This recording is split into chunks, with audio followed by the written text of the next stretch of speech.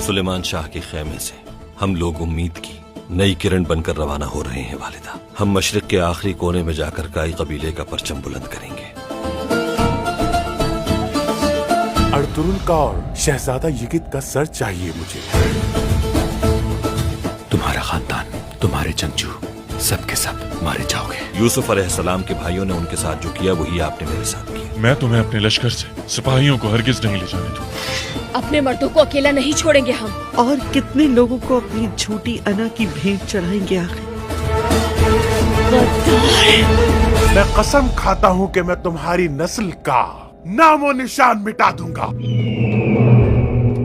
इस काफिले ने मक्का और मदीना के उन सहाबे कराम की याद ताजा कर दी जिन्होंने हजरत जाफर बिन अबू तालिब की सरबराही में हबशा की तरफ इस्लाम की पहली हिजरत फरमाई।